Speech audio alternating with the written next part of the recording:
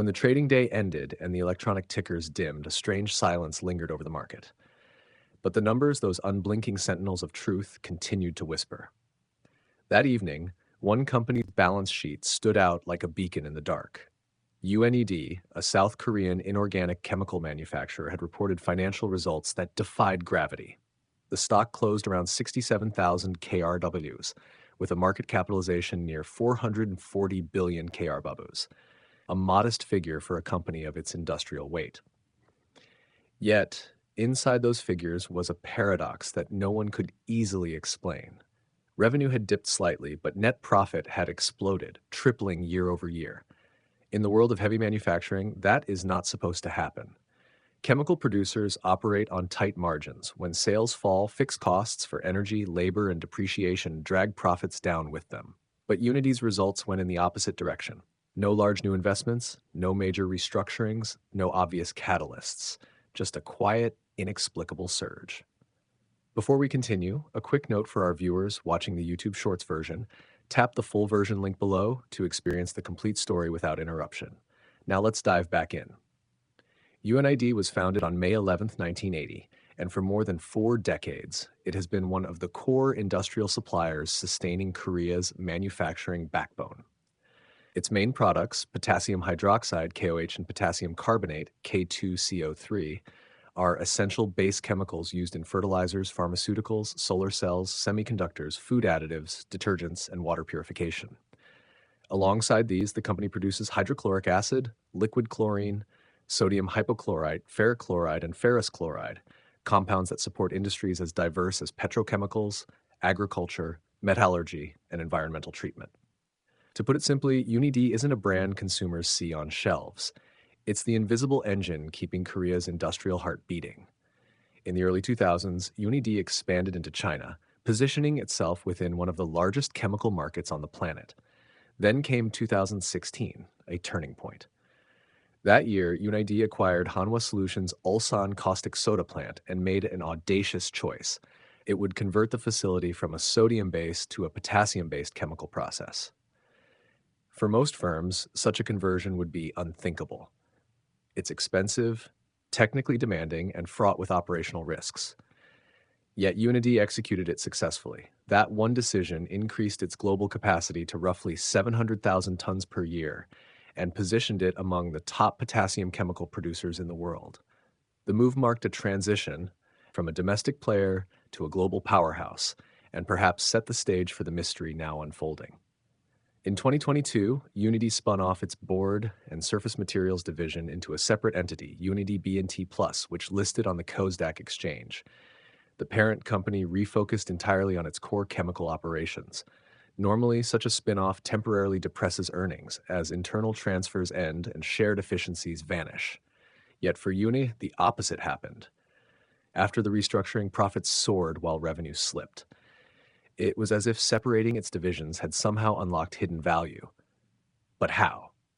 Fast forward to 2024. UNID's revenue stood at roughly 1.1 trillion KRWs, a modest 2% decline. But its net profit, approximately 76 billion KRWs, up more than 360% from the prior year.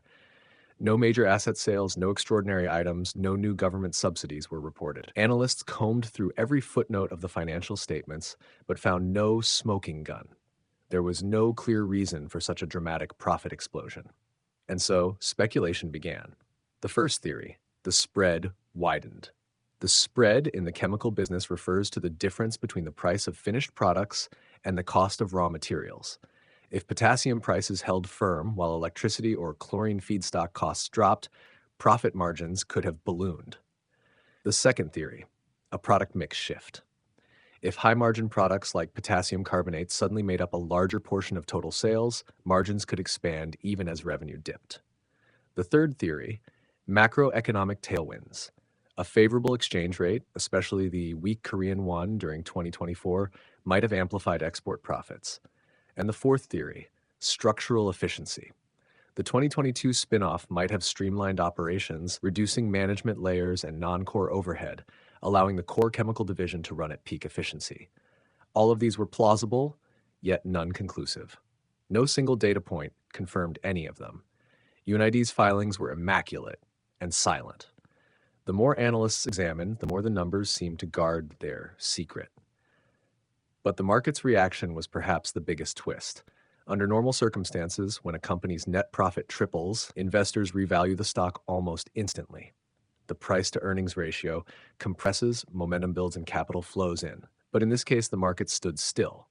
UNID's PR hovered stubbornly around 6, with a forward PR of just over 5, as if the market simply refused to believe what it was seeing. Why such skepticism? Two explanations emerged. First, investors feared the earnings were temporary, a mirage created by transient commodity cycles. Second, the story hadn't yet reached critical mass. The market had not digested the implications of this silent transformation. Either way, the disconnect between fundamentals and perception grew wider, feeding the intrigue. Then came a clue, subtle but significant. UNID maintained its dividend payout. Despite the extraordinary profit jump, the company paid roughly 1,800 KRWs per share, a yield of about 2.6%, with the record date set for December 27, 2024. Most firms facing uncertain earnings quality would have cut or postponed dividends to conserve cash. UNID didn't. That decision spoke volumes. It suggested management's internal confidence in the durability of its cash flow, that the earnings surge was not a fluke, but the beginning of a new baseline.